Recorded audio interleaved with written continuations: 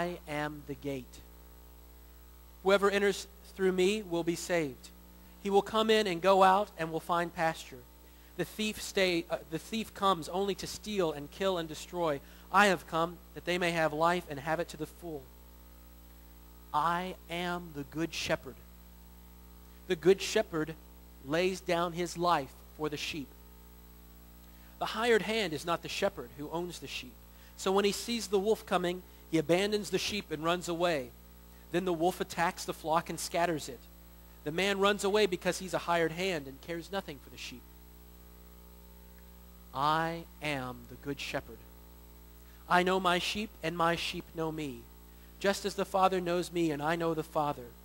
And I lay down my life for the sheep. I have other sheep that are not of the sheep pen. I must bring them also. They too will listen to my voice, and there shall be one flock and one shepherd. The reason my Father loves me is that I lay down my life, only to take it up again. No one takes it from me, but I lay it down of my own accord. I have authority to lay it down and authority to take it up again. This command I received from my Father. Now in this passage, Jesus is not simply telling us a story about shepherds or hired hands, or even the difference between true and false friends. He's telling us in story the very command that he's going to give us later. We'll get there in a minute. He speaks plainly about the parable and directly explains the meaning. I lay down my life for the sheep. He's very clear about how he's making the decision to lay down his life. No one is taking it from him. Jesus didn't merely talk the talk of friendship. He lives out his life and death as a friend, and he commands his followers to do the same. Turn on over to chapter 15 of John's Gospel, where we're going to find this command from Jesus. John chapter 15, starting in verse 12. It's page 764 in the Pew Bible. It's an incredible passage. Verse 12, my command is this: love each other as I have loved you. Greater love has no one than this, that he lay down his life for his friends. You are my friends if you do what I command. I no longer call you servants, because a servant does not know his master's business. Instead, I have called you friends, for everything that I learned from my Father I've made known to you. You did not choose me, but I chose you and appointed you to go and bear fruit that will last. Then the Father will give you whatever you ask in my name. This is my command. Love each other. Now here's a little Bible study tip.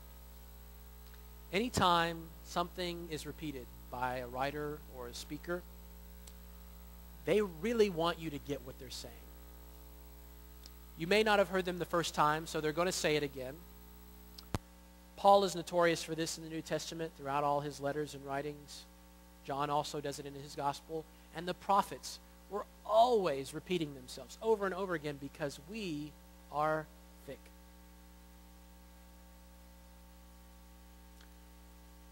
Sometimes I've heard people say in our contemporary worship, why is it that we sing these choruses or verses all the time, all over and over and over again?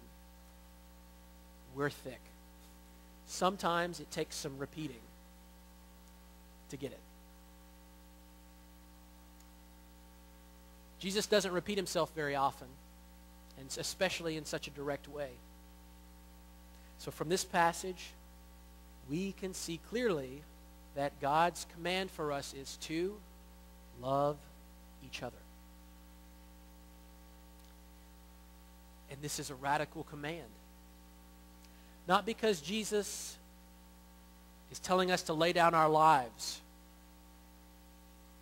It's because it claims that the love that enabled Jesus to lay down his life for his friends is not unique to him. This love is accessible to us. It can be duplicated in our lives. If Jesus commands us to do something, then it is within us to do it. For the few students and friends that I've had the pleasure of counseling about getting married, I point them all to this passage. They want to know, am I ready to get married? Should I marry? And I ask them, can you lay down your life? Now, not many of us are ever going to be faced with an opportunity to physically die for friendship or any act of love. But there are other ways that you can lay down your life, such as yielding your will, our desires, our controls to another. And if both people can lay down their lives, if both people are willing to go wherever the other goes, if both are willing to change careers, to be stay-at-home parents, to serve each other freely without reservation and with generosity and without counting the cost, then they can lay down their lives for each other. And there is no greater love than this. When I first thought about preaching a sermon on friendship, I felt it to be a little too superficial or secular. But in my studying and preparation of this topic, I grew to understand that friendship was something very different from what I thought it was before. And it really all stemmed from this passage. This passage from the Gospel of John illustrates that for Jesus, friendship is the ultimate relationship with God and with one another. Greater love has no one than this, that he laid down his life for his friends. Jesus laid down his life for all of us. It was the greatest love God could express, and he calls that kind of love friendship. I don't know about you, but I don't want to just be friendly with God. It happens, though. We call on God whenever we need him, and he's always there like a true friend. But whenever he calls on us or needs us, we sometimes don't answer. We may have a Jonah moment. Oh, we spend time together. We're around each other a lot.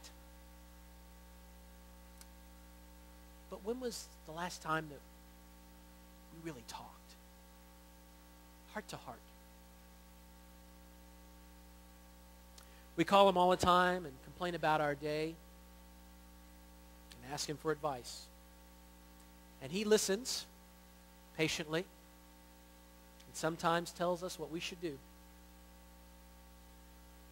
Whenever we hear about him from others, we are always interested, and we speak well of him every chance that we get,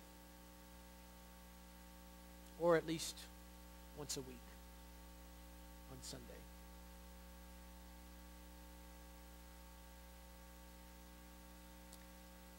I want the ultimate relationship with God. I want a friendship with God.